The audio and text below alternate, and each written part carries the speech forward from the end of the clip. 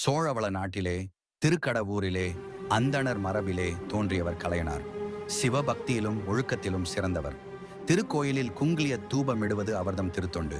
மிக கடுமையான வறுமை வந்துற்ற போதும் திருத்தொண்டை தவறாது செய்து வந்தார். 2 நாட்கள் குடும்பத்தவர் அனைவரும் பட்டினி கிடக்க நேர்ந்தது. இதை பொறாது அவர்தம் துணைவியார் தம் திருமாங்கல்யத்தை கழட்டி கொடுத்து நெல் வாங்கிய வர கலையனாரை அனுப்பினார். நாயனார் சென்று கொண்டிருந்த போது எதிரே குங்கிலிய பொதி வந்தது. உடனே கலையனார் தன் மனைவி கொடுத்தனுப்பிய தாலியை கொடுத்து குங்கிலியம் வாங்கி பசியை மறந்து இறைவன் சன்னதி அடைந்து குங்கிலிய தூப பணியில் ஈடுபட்டார். நாயனாரின் இல்லத்தில் மனைவி மக்கள் முதலியோர் பசியால் வருந்தி வருந்தி உறங்கிவிட்டனர்.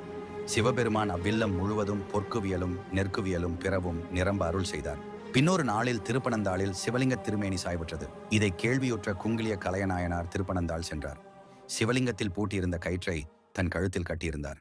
அடியவரின் அன்பு கயிற்றின் இழுப்புக்கு சிவலிங்கம் நிமிராதிருக்குமோ? சிவலிங்கம் நிமிர்ந்தது. மன்னன் நாயனாரை வணங்கி திருக்கோயில் திருப்பணி செய்து முடித்தான்.